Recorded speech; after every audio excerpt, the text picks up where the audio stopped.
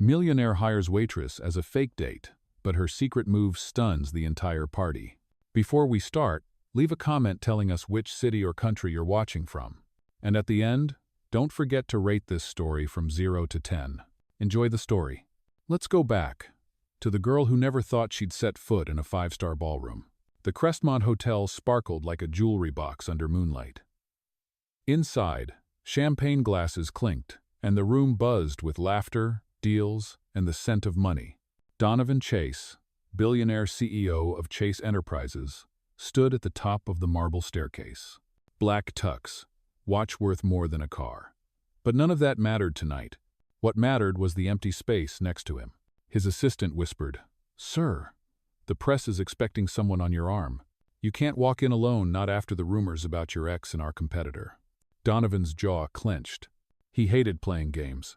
But tonight, image was everything. "Where's the girl?" he asked. "She's waiting by the staff entrance," the assistant replied, unsure. Donovan didn't wait. He turned and walked. 2 floors below, in the dim staff corridor near the kitchen, Hazel Rivera was still trying to make sense of her life. Just an hour ago, she was pouring coffee for a bachelorette party in the diner across the street. Now, she was standing in front of a billionaire's assistant who offered her $3,000 and a designer dress to pretend to be Mr. Chase's date for the night. $3,000? She had repeated, eyebrows raised. "For one evening? No touching. Just act like you're madly in love." She snorted. "That's extra." Now, standing in a midnight blue dress that didn't belong to her, with her old sneakers hidden under a gown slit, Hazel rolled her eyes. "This is insane." She checked her reflection in the kitchen's metal door. Lipstick too red, hair slightly frizzy. Her necklace? A plastic star from a gumball machine. Donovan appeared, his presence cutting through the hallway like a cold wind. His eyes scanned her. 1 second. 2. "You'll do," he said. Hazel crossed her arms. "Nice to meet you too, Your Majesty." They stepped into the ballroom, arm in arm. People turned. Whispers started. Some men stared. Some women stared harder. "She's stunning," someone whispered. "Who is she?" asked another. Hazel felt their eyes. She straightened her back. If they were going to judge her, at least give them something worth judging. Donovan leaned in. "Smile. But don't look like you're enjoying this too much." "Don't worry," she replied, teeth barely showing. "I'm pretending you're my landlord." He almost laughed. Almost. Across the room, his ex-fiancée Alyssa Moreau watched with a frozen smile, gripping the arm of Richard Lyle, Donovan's biggest business rival. A waiter passed. Hazel grabbed a champagne glass, downed it in one go. Donovan blinked. "Pace yourself. You want a fake date or a statue?" Halfway through the evening, Hazel noticed something odd. Donovan was tense. Too tense. He wasn't just here for show. He was watching the Lyle group, analyzing handshakes, glances, whispered chats. Hazel leaned closer. "You're not really here for PR, are you?" Donovan glanced at her. "You don't need to understand." "I already do," she whispered. "You're losing something tonight, aren't you?" He said nothing. That's when it happened. Richard Lyle stepped up to the microphone. "Ladies and gentlemen," he said, raising his glass, "a toast to new beginnings, and to Alyssa, my partner in life and in business." The crowd applauded. Donovan's face didn't move. Hazel, however, stepped forward, took the mic from Richard with a smile. "Actually," she said sweetly, "before we toast, let me say something. As Donovan Chase's partner." The room froze. Alyssa's jaw dropped. Donovan turned pale. Hazel continued, voice calm but electric. "You know, it's funny how some people measure success with numbers. But the man next to me, he measures it in loyalty." She turned to Donovan, eyes locking his. "And I don't care how many zeros you have in your bank account. What matters is who stays when it all crashes." She handed the mic back, took a sip from someone's glass. "Now we can toast," she said. The room erupted in whispers, shock, and scattered applause. Donovan looked at her like she was something entirely new. Not a waitress, not a hired actress. A storm in a gown. She leaned toward him. "You're welcome." He stared. "That wasn't part of the script." Hazel grinned. "Neither was you picking me." And with that, She turned her back on the billionaires, the cameras, and the world that never expected her to speak. But Donovan, he wasn't going to let that be the end. Not tonight. Hazel didn't wait for applause. She walked right off the dance floor like it wasn't her first time standing in front of half the city's elite.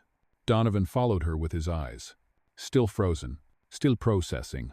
Across the room, Alyssa's smile was breaking. Her fiancé Richard looked like he had swallowed a lemon. But Hazel? Hazel found the dessert table.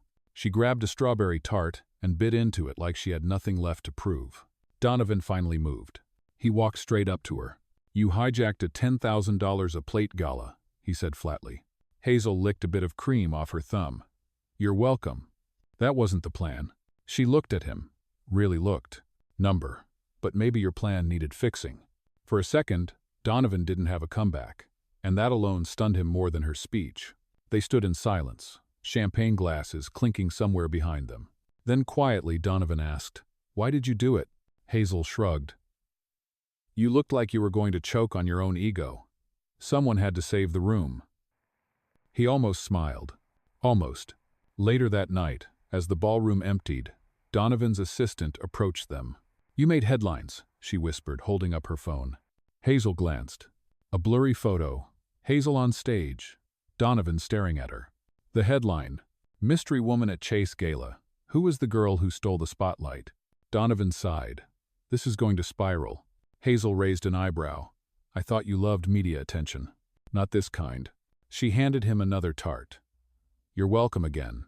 As the valet brought the car around, Hazel stood outside with her arms crossed. The night air was sharp, but she looked calm. Like she'd just closed her shift at the diner. Donovan opened the car door for her.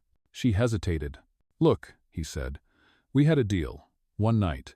You helped me more than I expected. So, thank you." Hazel tilted her head. "That's it? You want more money?" She shook her head slowly. "Number, I want to know if that speech scared you." He didn't answer right away. Then, "Yes, but not because of the crowd, because of what it made me feel." Hazel blinked. That wasn't what she expected. Neither of them spoke the entire ride back. The next morning, Hazel went back to work. Same apron. Same burnt coffee smell. Same old customers. But something was different. Whispers followed her. "Is that her? That's the girl from the Chase Gala. She's dating him." Hazel rolled her eyes. "I'm not dating anyone. I'm dating pancakes and rent." But the phone rang at the diner around noon. It wasn't a food order. "Miss Rivera? This is PR from Chase Enterprises. Mr. Chase would like you to come in. He needs your help again." 2 hours later, Hazel stood in front of Chase Tower, again wearing borrowed clothes. This time, a sleek blazer and jeans, clean sneakers, her hair pulled back with a pen. Donovan was waiting in his office, looking unusually unsettled. "There's a charity brunch this weekend. Cameras, investors, board members." Hazel crossed her arms. "You need a fake girlfriend, again." He didn't deny it. "You're good at pretending," he said. "I wasn't pretending last night."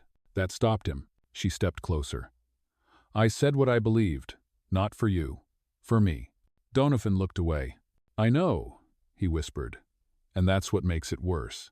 Hazel turned to leave. But he stopped her. "One more event," he said. "Just one. I'll double your fee." She didn't move. Didn't blink. Then, "You want real again?" He nodded. "Then no scripts this time. No plans. I show up as myself. Take it or leave it." Donovan considered it, then held out his hand. "Deal." That Saturday, Hazel walked into a sunlit rooftop brunch. No gown, no heels, just herself. Jeans, a white blouse, and a tiny necklace that read, "Hazel." The crowd turned. Again. But this time, she didn't hide behind anyone. She smiled, held Donovan's hand, looked the world in the eye. And somewhere between the speeches and the strawberry crepes, a question started forming in Donovan's mind. Was he still pretending? Or had he already stopped? The rooftop brunch had ended. Hazel stayed behind. Not because Donovan asked her to, but because she wasn't ready to leave yet. She stood by the edge of the terrace, wind playing with her hair, watching the skyline flicker like it was breathing. Behind her, Donovan watched her watching. "You hate these things," he said softly. Hazel didn't turn. I hate pretending I belong. He walked closer. But you do. She finally turned, looking him dead in the eyes. Then why do you always look like you're waiting for me to break character? The silence between them wasn't uncomfortable. It was loaded. Donovan broke it first. There's another gala next week. Hazel raised an eyebrow. Another? This one's personal. She waited. My parents are hosting it. For the board. They've never liked any woman I brought. Hazel blinked. Then maybe... Stop bringing fake ones. He didn't answer. Didn't need to. She saw it in his face. The fear wasn't about losing business. It was about letting someone real walk in and see the wreckage behind the marble. She stepped forward. One condition. He looked up. You don't introduce me as your date. Donovan tilted his head. Then what? Hazel smirked. Let them figure it out. The gala was held in the Whitmore estate, a historic mansion-turned-event venue. Crystal chandeliers, velvet curtains, smiles sharper than diamonds. Hazel wore a deep emerald dress. Simple, elegant, no designer label, no borrowed sparkle. She didn't need it. She walked like she belonged, even if part of her still doubted it. Donovan's mother, Victoria Chase, spotted them within seconds. She approached, regal as ever. Her smile didn't reach her eyes. So this is your guest? She asked. Hazel extended her hand. Hazel Rivera, nice to meet you. Victoria's eyes scanned her dress, shoes, nails. Rivera, are you from the West Side? Hazel smiled. Originally? Yes. Born above a bakery, smelled like cinnamon rolls and car exhaust. Victoria's lips pressed thinner. Donovan jumped in. She's helping me with the foundation's new outreach campaign. Hazel turned to him. Am I? He shot her a warning glance. Hazel turned back to Victoria. Apparently, I'm also good at improv. By the time dessert arrived, Hazel had already spoken to 3 board members, 2 donors, and a pianist. She didn't pretend to be anything she wasn't. She didn't need to. People listened when she talked, and Donovan couldn't stop watching her. Later that evening, Victoria pulled Donovan aside. Who is she, really? She asked. Donovan sipped his wine. A waitress. Victoria stiffened. And this is how you represent our family? She's more than that, he replied quietly. His mother narrowed her eyes. Then prove it. Invite her to the family house. Sunday dinner. No press. Just us. Donovan hesitated. Victoria caught it. Unless you're afraid she'll fold without an audience. He told Hazel about the dinner in the car. She didn't flinch.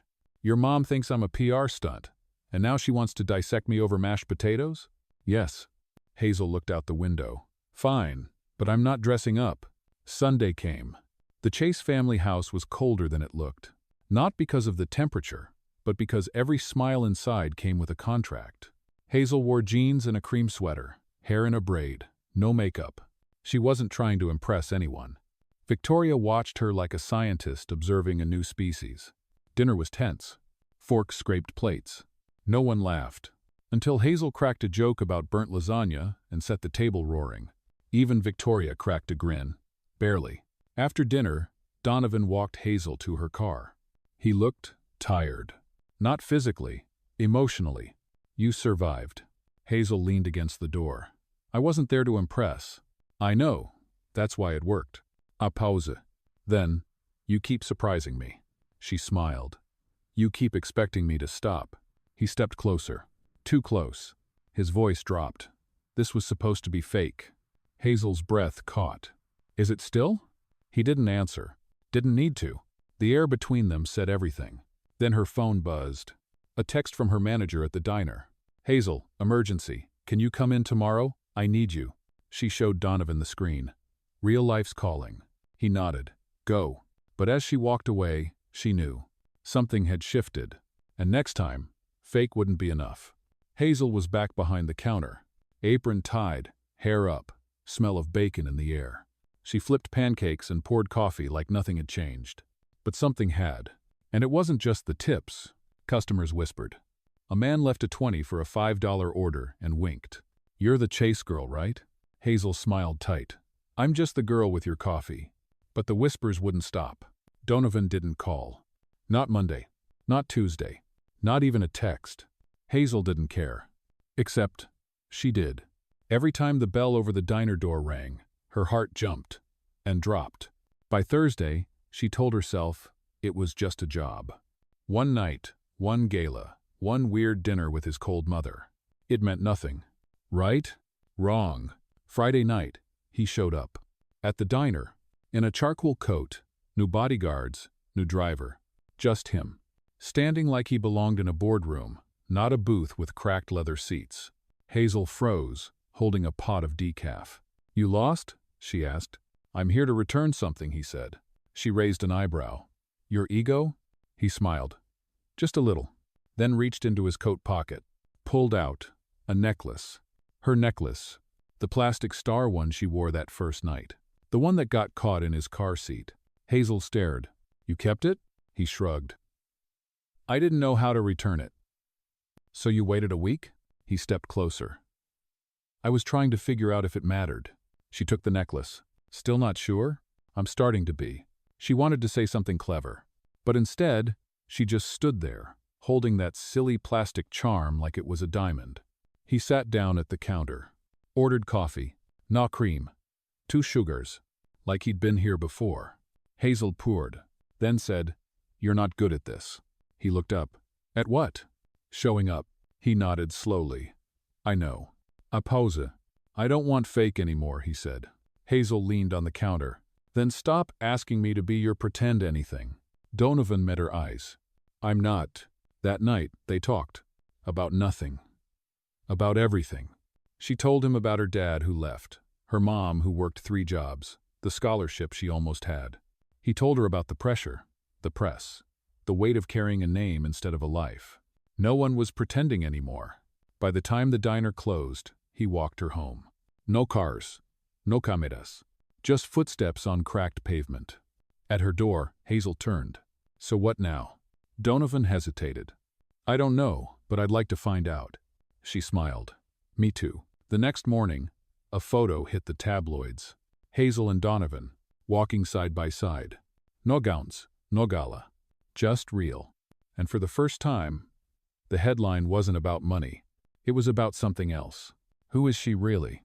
Hazel closed her phone, looked in the mirror, and whispered, "Let's find out." For the first time in weeks, Hazel opened the diner, not as just another waitress. Now, people recognized her. Some smiled, some stared, and some judged. A group of women sat in the corner booth. One of them pointed. "She's pretty, but let's be honest. She doesn't fit. She's just a phase. He'll move on." Hazel heard it all, pretended not to. But the smile she gave while pouring coffee? It didn't reach her eyes. Later that afternoon, Donovan texted her. "Dinner tonight? Quiet place, just us." She stared at the screen for a full minute, then typed back, "Only if I can wear sneakers." He replied in 2 seconds. "Deal." They met at a cozy rooftop bistro. No cameras, no suits. Hazel wore jeans and a ponytail. Donovan wore a jacket that didn't scream CEO. They laughed. Really laughed. No fake smiles, no calculated answers. Just 2 people, finding the rhythm, until he got a call. Donovan glanced at the screen, paused, then stood up, phone to his ear. Hazel watched his expression change. Not fear, but something colder. When he returned, his voice was low. "That was my PR team." Hazel folded her napkin. "Let me guess, I'm trending again? They want to reshape the narrative." She leaned back. "What does that mean?" "They think we should take a step back. Let things cool off." Hazel nodded slowly. "Right, so I disappear.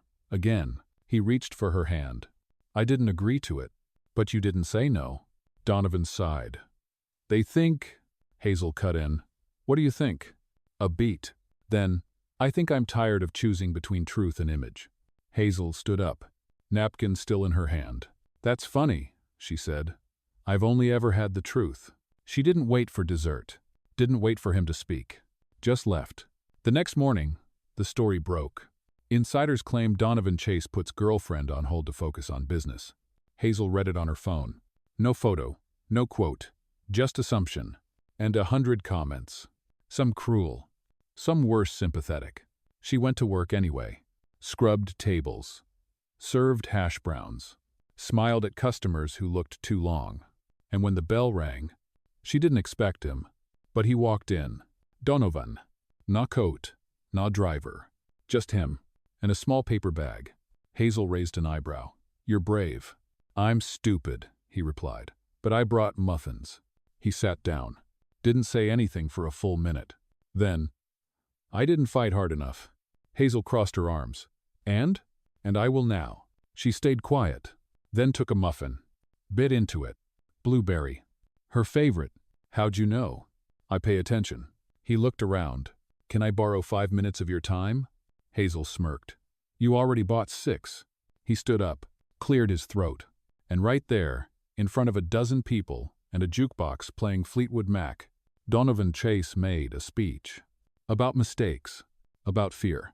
About the kind of love that isn't wrapped in diamonds but shows up with muffins and messy apologies. Hazel listened. Every word. Then someone clapped. Then another. And soon the whole diner was applauding. Hazel shook her head, laughing. You're insane. He smiled. So are you. They didn't kiss. Not yet. But she didn't walk away. And for Donovan, that was enough.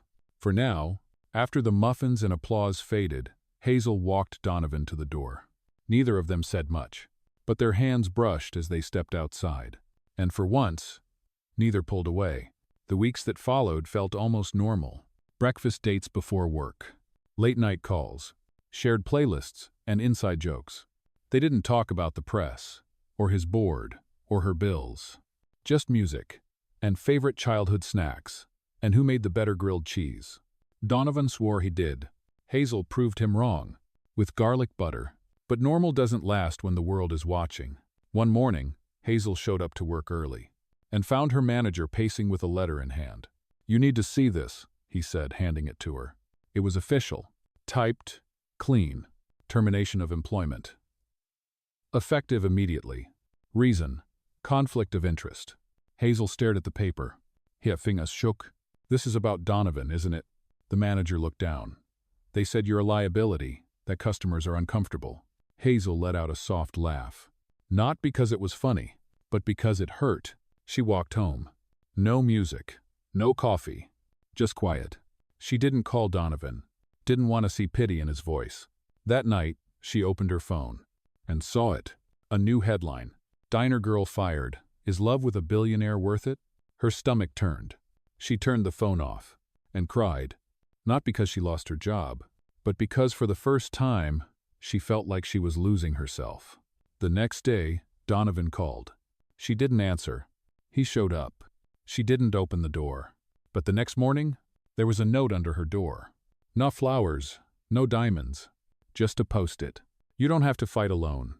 D. She folded it, kept it in her wallet, but still didn't call. Days passed. Then one morning, her phone buzzed again. An unknown number. She picked up. This is Eleanor Sharp, Chase Foundation. Hazel Rivera? Yes? We'd like to offer you a position. Full-time. Community Outreach Coordinator. Hazel blinked. I didn't apply.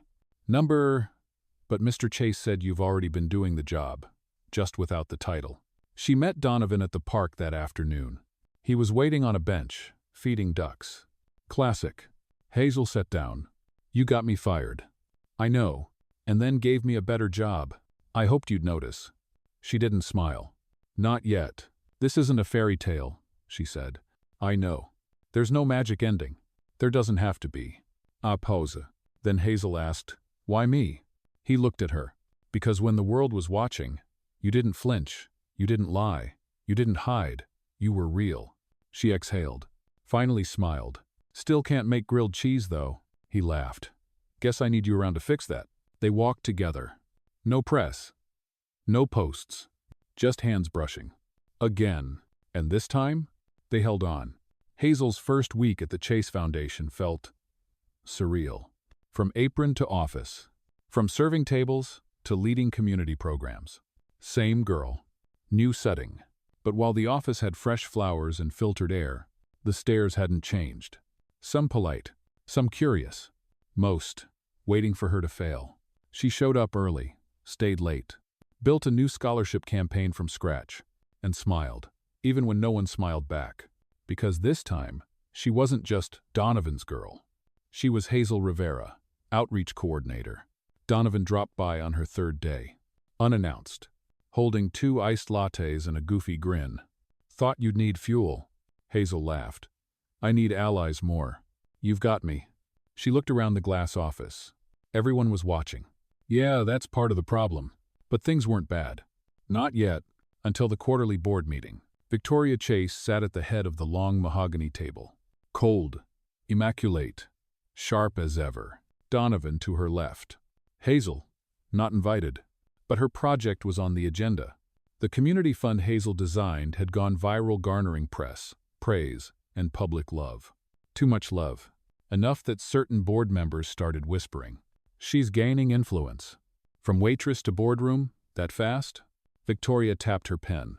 "We must ensure this foundation remains professional. Personal relationships shouldn't steer strategy." Donovan stiffened. She earned that project, and the results speak for themselves. Victoria didn't flinch. "Be careful, Donovan. Sometimes love blinds us to weakness." Later that night, Donovan told Hazel everything. She didn't cry. She didn't rage. She just sat, silent, then whispered, "They're not wrong." Donovan froze. "Hazel, I don't belong here, and I never asked to. You belong wherever you choose to be." She looked at him, really looked. "I need to prove it, not to them. To me." The next morning, Hazel asked for a temporary leave from the foundation. Just 2 weeks. No headlines. No drama. She walked away quietly. She didn't tell Donovan what she was planning, only that she needed space. He gave it, even when it hurt. What Hazel did next surprised everyone. She returned to the west side, the old diner, the broken sidewalks, and started something on her own. She rented a tiny back room behind a laundromat, set up folding chairs, whiteboard, free coffee, and called it the Spark Room, a place for first-gen college applicants, high school kids who didn't have connections, just grit, and maybe a little hope. She funded it herself, what little she had, and a donation from a mystery wire labeled D. Muffins LLC. Hazel rolled her eyes, but smiled. Word spread fast. Within days, the Spark Room had a waiting list, and local press started noticing. A reporter asked her, "Why not stay with the Chase Foundation? Bigger platform." Hazel answered simply, "Because sometimes real change doesn't need a platform, just a door that's open." Meanwhile, at Chase Tower, Donovan watched her on television. Victoria entered his office. "She's determined." He nodded. "She always has been." Victoria studied him, then said softly, "If you love her, don't stand behind her, stand beside her." Then walked out. For once, not cold. That night, Hazel stayed late at the Spark Room, rewriting application essays with a kid named Eli. The door creaked open. She didn't look up. "We're closed." "It's never really closed to me, is it?" She turned. Donovan stood there. No tie, no press, just him, and 2 cups of coffee. Hazel shook her head, laughing. "You and your caffeine bribes." He handed her the cup. "This time, I'm not here to fix anything." She looked at him. "Then why?" "To say I'm proud of you, I'll admit." She didn't respond. Not right away. Then softly, "Come back tomorrow. We're teaching mock interviews." He smiled. "I'll bring muffins." Hazel never wanted the Spark Room to be big. Just real. A whiteboard. Second-hand chairs. And kids who'd never been told, "You can." But by week 3, there weren't enough chairs. Students sat on the floor. College reps started calling. A guidance counselor dropped by. And at the center of it all, Hazel. Hair in a bun, coffee in hand. Teaching mock interviews like her life depended on it. Because it did. Just not hers alone anymore. Donovan kept showing up. Sometimes with muffins. Sometimes with grant forms. Sometimes just to sit in the back and watch her light up. Hazel didn't need him there. But every time she looked up and saw him, she smiled a little softer. Then one afternoon, Victoria Chase walked in. Unannounced. Wearing heels worth more than Hazel's entire rent. The kids froze. Hazel stepped forward. "Can I help you?" Victoria smiled politely. "I came to see the place that outshined my foundation." Hazel stayed calm. "This isn't a competition." Victoria nodded. "Good. Because if it were, you'd be winning." That night, over Chinese takeout in Hazel's kitchen, Donovan said the words out loud. "I think my mother respects you." Hazel choked on a dumpling. "She what now?" He grinned. "I didn't say likes. But respect? That's rare." Hazel leaned back. "Well, that's new." Everything felt steady. Until the call. A news outlet wanted to do a story. A national one. Primetime. Headline. From pancakes to power. The woman changing education. One kid at a time. Hazel hesitated. "I didn't build this to get famous." Donovan looked at her. "You didn't, but if it helps them, let them see it." She nodded, slowly. "Okay." The segment aired on a Thursday night. Hazel didn't watch. She couldn't. But the next morning, everything changed. The Spark Room's inbox exploded. Donors, volunteers, parents begging for slots. A producer called to say the segment pulled record numbers. Hazel stared at the email, then at herself in the mirror. Same girl. Still scared, but standing. That weekend, the mayor's office called. They wanted Hazel to speak at a city education summit. Keynote. Closing. Hazel blinked. "May?" Donovan answered for her. "Yes." But as the city leaned in to celebrate her, the vultures circled too. A blog article surfaced. Anonymous. Titled, "The Truth About the Spark Girl. Manufactured Miracle?" It questioned her credentials, her funding, her relationship with Donovan, called her a social climber in disguise. The article went viral. Hazel read it once. Then again. Her hands shook. She didn't call Donovan. Didn't leave her apartment for 2 days. The Spark Room stayed closed. The lights stayed off. On the third day, a knock. Donovan, soaked in rain, holding a USB stick. Hazel opened the door. "I don't want to be in the news anymore," she said. "I know," he replied, "but I want to show you something." They sat in silence as he plugged in the USB. A video file played. Footage. Of Hazel. Teaching. Laughing. Staying after hours to help Eli prep for a test. Bringing snacks to a girl who skipped lunch. Moments she didn't know were being recorded. Moments that weren't for show. Donovan looked at her. Softly. "You didn't build this for cameras, but the world saw it anyway." Hazel wiped her face. No press conference. No defense statements. He nodded. "Then what?" She stood up. "I reopened the door. I get back to work. And I let the kids speak for me." Monday morning. The Spark Room reopened. No security. No speech. Just Hazel. And within 10 minutes, every chair was full again. Outside, a newsfan waited. Hazel ignored it. But one reporter caught her as she stepped out for air. "Miss Rivera, how do you respond to the article?" Hazel looked her straight in the eye. Then smiled. I just keep showing up." Hazel didn't flinch. Not when the article trended. Not when strangers pointed cameras at her front door. Not even when reporters camped outside the laundromat. She just showed up. Every morning. Same jeans, same binder, same tired smile. But the pressure? It built. Quietly. Like a storm behind the eyes. The kids felt it. They walked in softer. Looked over their shoulders. Ellie stopped cracking jokes. Maya clutched hair books like armor. Even Donovan spoke less. Just brought snacks, watched from the back, waiting for her to crack. She didn't. Not yet.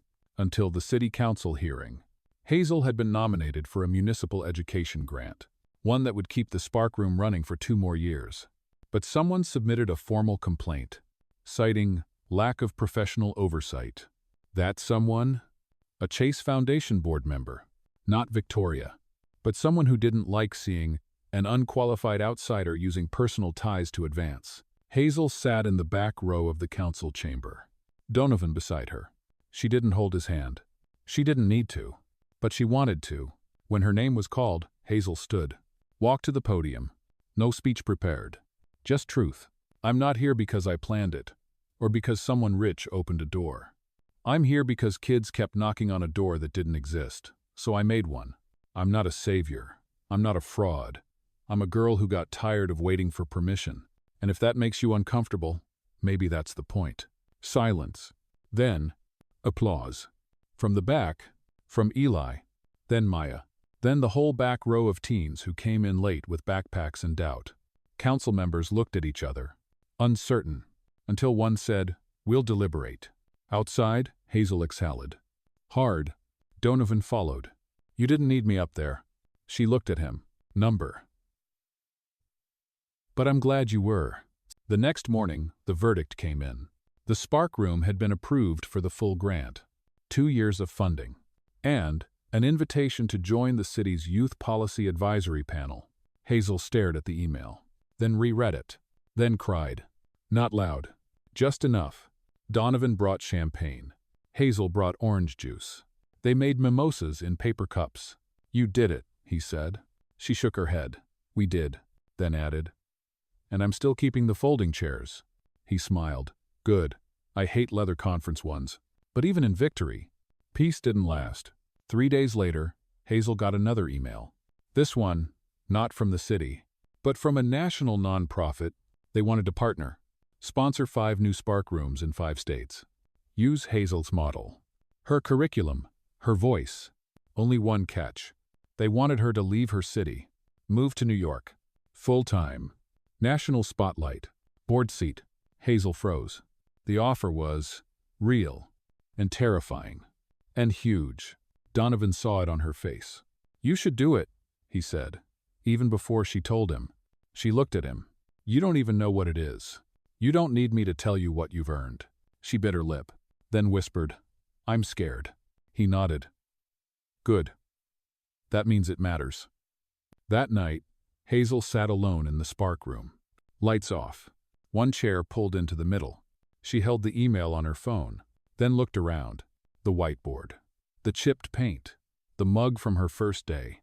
Her story started here. But maybe it didn't have to end here. She drafted her response at 2:14 a.m. Didn't send it. Just saved it. And whispered to the dark, "What if I'm not enough?" A voice answered from the doorway. "You've always been too much." Donovan. In sweatpants. Holding 2 milkshakes. 1 chocolate, 1 vanilla. Hazel blinked. "You break into my office now?" He held out a cup. "You weren't answering texts." She took it. Sipped. Then said, "I might be leaving." "I know." He didn't flinch. Didn't beg. Just said, "Whatever city you're in, I'll find a way to visit." She smiled. "Even if it's New York?" "Especially if it's New York." "I'll do." Hazel didn't sleep that night. Not really.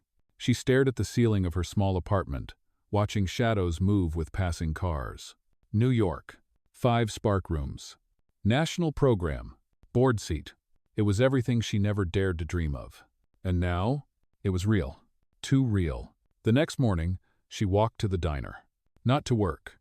Just to remember. The bell still jingled the same. The coffee still tasted burnt.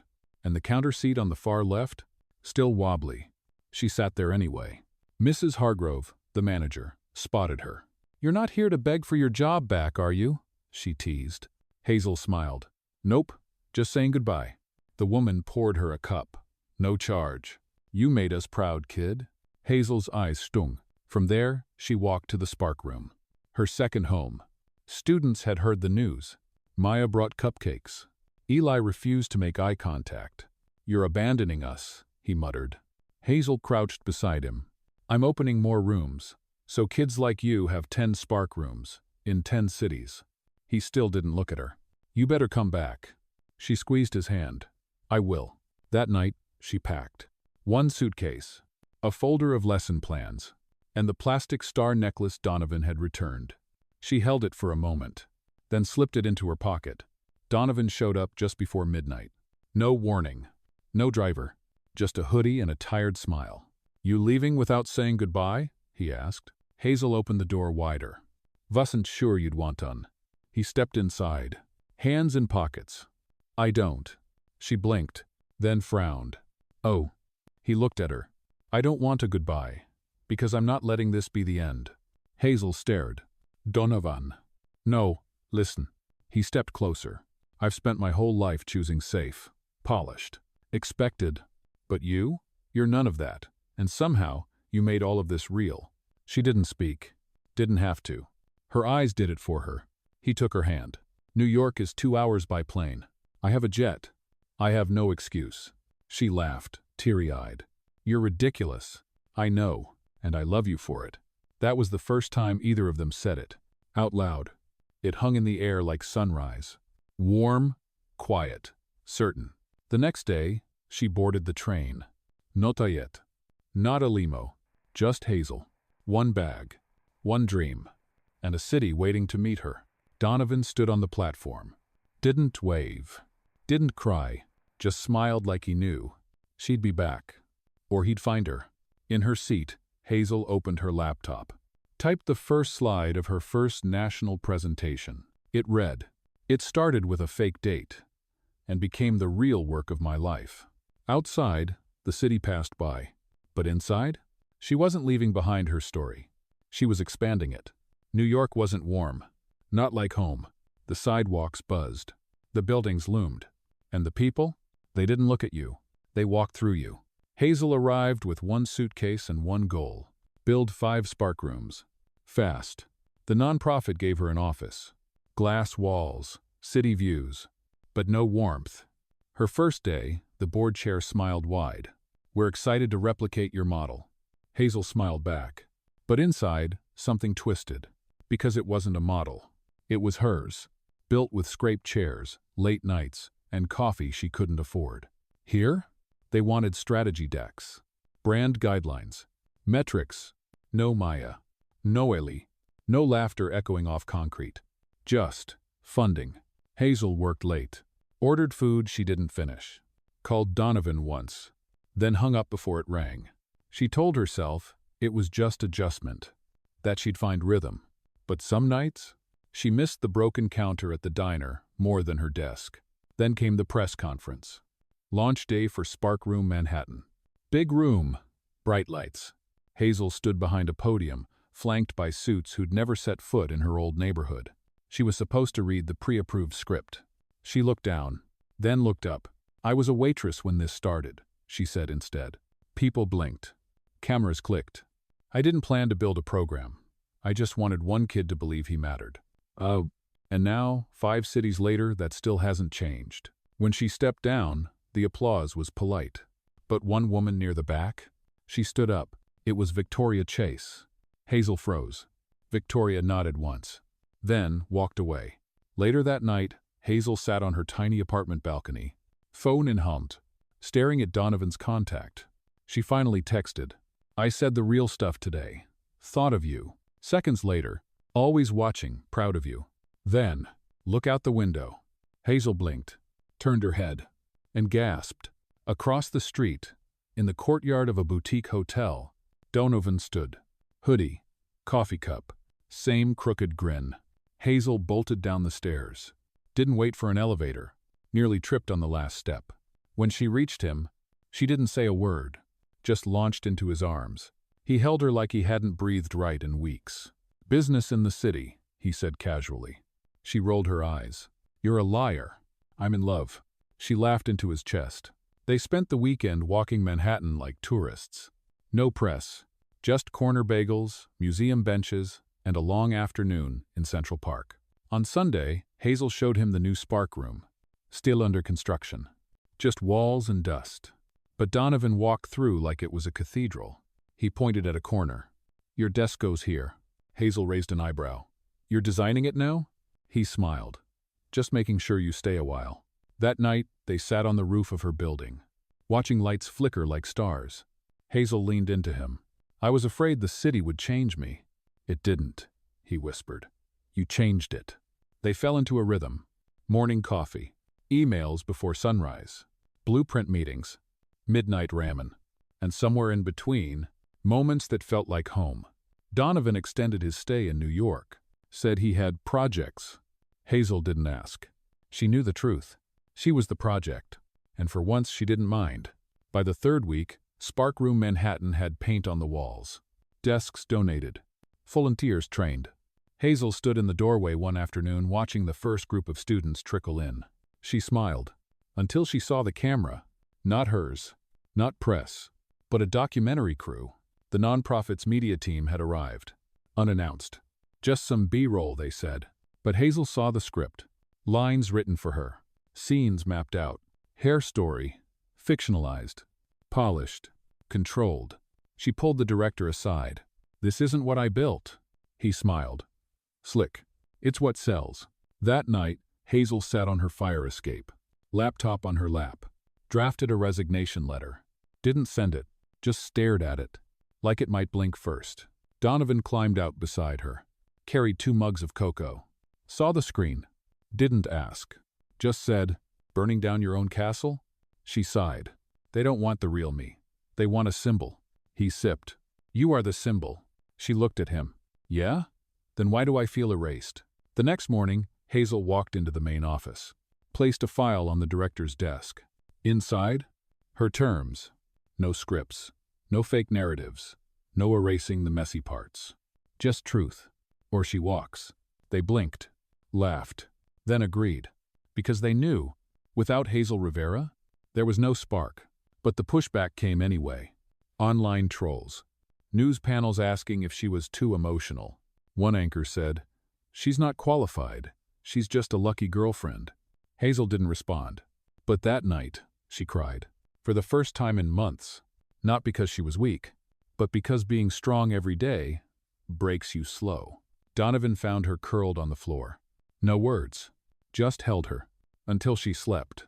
The next morning, she stood up, washed her face, and went back to work. Because that's what she always did. But something had shifted. Not just in her. In them. Donovan's phone rang more often now. Board meetings. Crisis management back home. He paced when he thought she wasn't looking. Checked flights. Once, she caught him Googling long-distance relationship stats. She didn't ask. He didn't offer. But the silence between them? It got louder. One night, she said it out loud. "You don't have to stay." He looked at her. "I want to. But do you need to?" He didn't answer. That was answer enough. 2 days later, he booked a return flight. Said it was temporary. Hazel nodded. Didn't fight it. Didn't cry. Just smiled like her heart wasn't cracking. At the airport, he held her like it might glue them together. "I'll be back," he whispered. "I know," she said. "I'll miss you." She smiled. "You already do." Back in New York, Hazel dove into the work. More spark rooms. More lives changed. But at night, she still checked her phone. Still opened his texts. Still waited for his name to pop up. Some nights it did. Some it didn't. One evening, Victoria Chase called. Out of nowhere. "I heard about the edit rights," she said. "You were right to fight." Hazel blinked. "Thanks." Then, "He misses you." Hazel closed her eyes. "I miss him too." A week later, she got an email. Subject line. "Told you I'd find a way." Attached, a photo of a new building permit. For a spark room. In his city. Hazel stared at the screen. Then whispered, "Are we building this together?" Hazel reread the email 3 times. Then called him. No FaceTime. Just voice. "Is this real?" she asked. Donovan laughed. "Would I joke about zoning permits?" She exhaled. Half smile, half disbelief. "You're opening a spark room?" "No," he said. "We are." 3 weeks later, Hazel landed in his city. Not for love. For purpose. But love came anyway. Waiting at arrivals. Holding a cardboard sign that said, "Welcome back, Founder-in-Chief." She rolled her eyes. Then ran into his arms. They toured the space together that afternoon. Old library. Dusty windows. Creaking stairs. Hazel grinned. "This is perfect." Donovan nodded. "It's the opposite of sleek." She looked at him. Exactly. They moved fast. Recruited volunteers. Contacted local schools. Painted walls until 2 a.m. One night, Hazel leaned against a ladder. Paint in her hair. "This feels familiar," she said. "Minus the fake dating part." Donovan laughed. "I don't miss that part." She raised an eyebrow. "You sure? You seem to like the drama." He stepped closer. Not the drama, just the girl. Opening day arrived fast. Dozens of kids showed up. Backpacks. Questions. Hope in their eyes. Hazel stood in front of them, same way she had in New York. Same words. Same heart. But this time, Donovan was in the crowd. Not behind the curtain. Not in the shadows. Beside her. But with success came attention. Again. Reporters. Bloggers. Even a documentary offer from a major streamer. Hazel declined. Until she got an unexpected call. From Eli. The first kid who ever believed in the spark room. "Miss Hazel," he said. I just got into college. She cried, ugly cried, and said yes to the documentary the next day. Because maybe stories mattered. If they were true. That night, Donovan cooked dinner. Pasta? Sort of. Burnt garlic. Undercooked noodles. Hazel tried not to laugh. I'm still better at grilled cheese. He shrugged. You're better at everything. She leaned over. Not fair. You're better at loving people through chaos. He didn't smile. Just stared at her. Quiet. Steady. Then pulled something from his jacket pocket. Hazel blinked. It wasn't a ring. It was a key. To my apartment, he said. To my life. To whatever we build next. She didn't answer right away. Just stared. Then nodded. Slow. Certain. But 2 days later, chaos hit.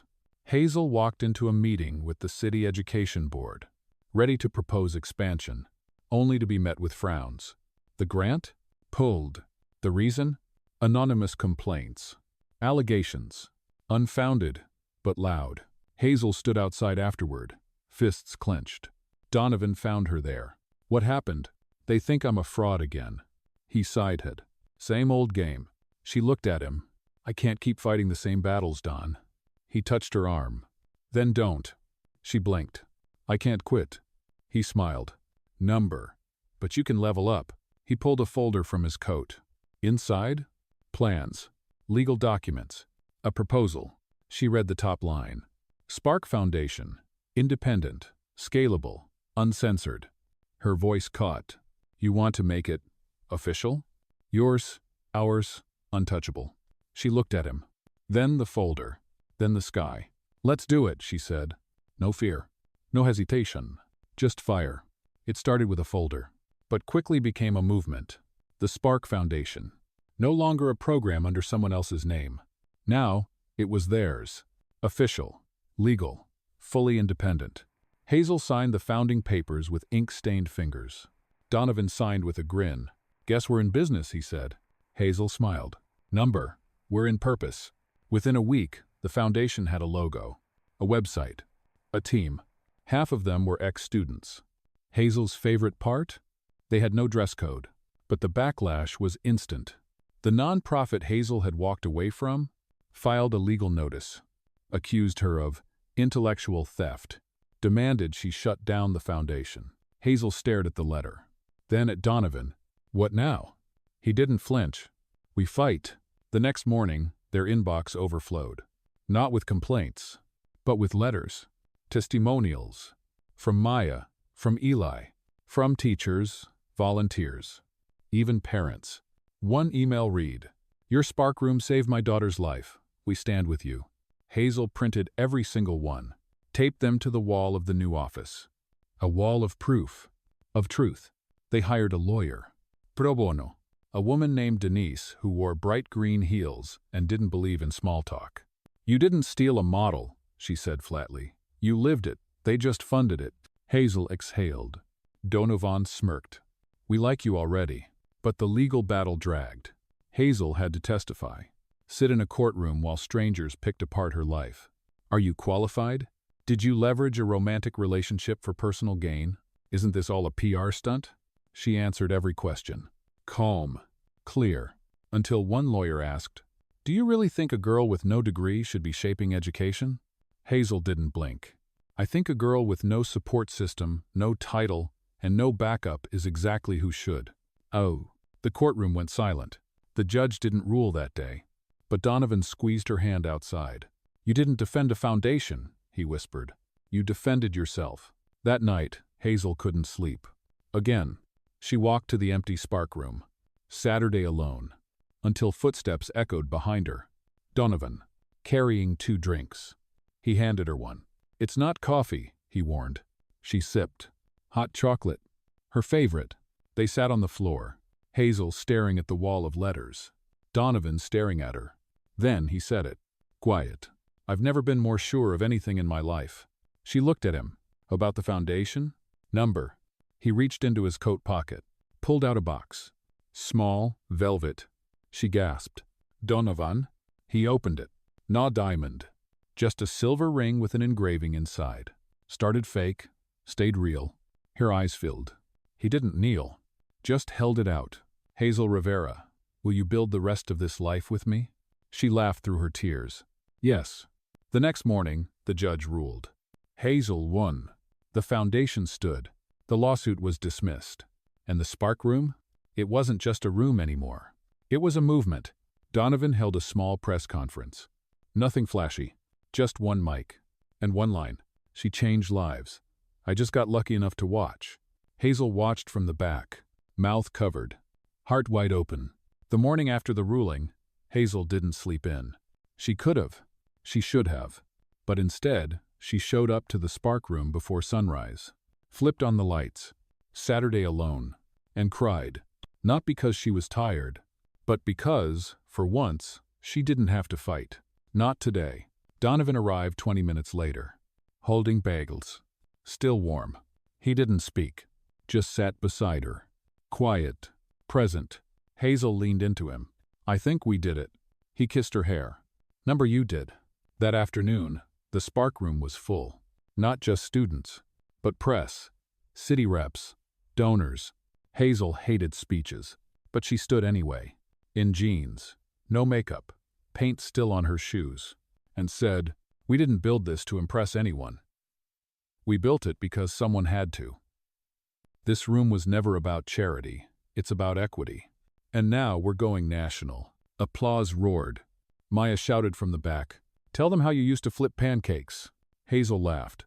Yeah. And now I flip systems. The room lost it. One reporter asked, what's next for you and Donovan? Hazel looked at him, then back at the reporter. Whatever we build, it'll be together. 2 months later, the first National Spark Summit took place, held inside a former warehouse. Now, transformed. Hazel stood on stage beside students from 7 cities. Donovan introduced her. Voice steady, eyes soft. She taught me how to see people, not just profits. Hazel stepped up, took a breath, and began. I was just a waitress with tired shoes and louder dreams. Now I'm still tired, but the dream? It's shared. We're not fixing a broken system. We're planting new ones. Spark by spark, kid by kid, room by room. The room rose to its feet. But one student didn't stand. She walked forward, hugged Hazel, tight, then whispered, you saved me. Hazel's throat tightened. Number, you saved yourself. I just left the door open. Later that evening, Hazel and Donovan stood on the rooftop, watching the city glow below. Engaged, exhausted, alive. He handed her a small box. She opened it. Inside, a tiny plaque. Spark number 10, Houston, coming soon. Hazel looked at him. You're insane. He smiled. For you? Always. They didn't rush the wedding. Didn't need to. They had a life to build. And so they did. A foundation. A home. A forever that started with a fake date. And became something realer than either ever expected. Because in the end, the waitress didn't need saving. She was the spark. And the billionaire? He just finally saw the light.